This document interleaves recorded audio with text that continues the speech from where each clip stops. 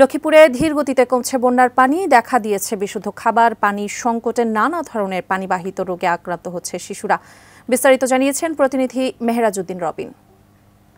লক্ষ্মীপুরে গত কয়েকদিনের তুলনায় বিগত ২-৩ দিন ধরে কিন্তু লক্ষ্মীপুরের বন্যা পরিস্থিতি কিছুটা উন্নতির দিকে যেতে শুরু করেছে। এছাড়া আমরা এখন যে স্থানটিতে রয়েছে সেখানে খাল দিয়ে রমৎকারী খাল দিয়ে কিন্তু পানি খুব ধীর গতিতে নামতে শুরু করেছে। এখন এই কারণে কিন্তু জলাবদ্ধতা এখনো রয়ে গেছে, মানুষের বাসাবাড়ি থেকে বেরোতে পারছে না, ব্যবসা প্রতিষ্ঠানে এখনো পানি রয়ে গেছে। এছাড়া মানুষ বিভিন্ন ইউনিয়ন গুলোতে মানুষ এখনো জলাবদ্ধতার কারণে তার বাসাবাড়িতে যেতে পারছেন না, এবং যে মানুষগুলো আশ্রয়কেন্দ্রগুলোতে আশ্রয় নিচ্ছে তারা এখন আশ্রয়কেন্দ্রগুলোতে রয়েছেন, এবং বর্তমানে আশ্রয়কেন্দ্রগুলো এবং বিভিন্ন ইউনিয়ন পৌরসভা সবগুলো জায়গাতেই কিন্তু বিশুদ্ধ খাবার পানির সংকট রয়েছে। এবং আমরা বিভিন্ন ইউনিয়ন ঘুরে ঘুরে দেখেছি যে তারা পানি না থাকায় তারা রান্না বান্নার কাজে এই বন্যার পানি ব্যবহার করছেন, এবং বাচ্চা কাচ্চারা গোসল করছেন, এবং বয়োবৃদ্ধরাও অজুর কাজে এই পানিটি ব্যবহার করছেন, যাতে করে তাদের নানা ধরনের পানিবাহিত রোগ দেখা যাচ্ছে। এবং বর্তমানে বন্যা পরিস্থিতিতে সদর হাসপাতালে প্রায় ৫৫ জন পানিবাহিত রোগী হাসপাতালে ভর্তি হয়েছেন।